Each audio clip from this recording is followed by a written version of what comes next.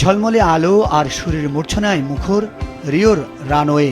10 বছরের দীর্ঘ বিরতি ভেঙে আবারও গ্ল্যামারের আলোয় ফিরল ব্রাজিলের এই সাংস্কৃতিক রাজধানী।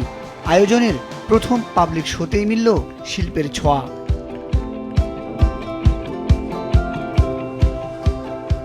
বৃহস্পতিবার ইভেন্টের দ্বিতীয় দিনে শুরুটা ছিল জাদুকরী। ব্রাজিলীয় ব্র্যান্ড আলুফা তাদের সংগ্রহ সাজিয়েছিল সময়ের ভিন্ন ভিন্ন ছন্দকে কেন্দ্র করে। নারীর যাপিত জীবন আর সময়ের বিবর্তন কিভাবে একে অপরের পরিপূরক তাই ফুটে উঠেছে তাদের পোশাকের ভাজে ভাজে। উত্তরের আমাজনীয় অরণ্যের রহস্য যেন উঠে এসেছিল ব্র্যান্ড নরমান্দোর প্রদর্শনীতে।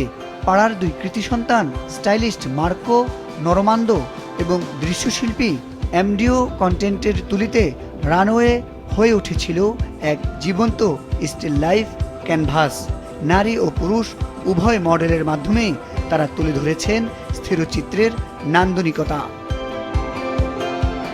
আয়োজকদের লক্ষ্য এখন আকাশ ছোঁয়া।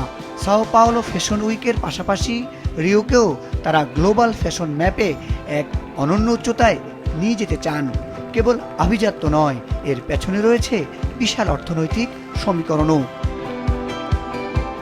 রিও সিটি হলের হিসেবে এই আসর থেকে আয় হতে পারে প্রায় 100 মিলিয়ন রিয়াল। 30,000 ফ্যাশন প্রেমীর পদচারণায় মুখর এই আয়োজন কেবল নান্দনিকতা নয়, বরং ব্রাজিলের অর্থনীতিতেও নতুন প্রাণের সঞ্চার করবে বলে আশা করা হচ্ছে। রিও ফ্যাশন উইক কেবল সুতোর বুনন নয়, এ যেন এক দশক পর ফিরে পাওয়া ব্রাজিলের নিজস্ব দর্পণ। মুজাহিদ সাকিব, মাছরাঙা নিউজ ডেস্ক।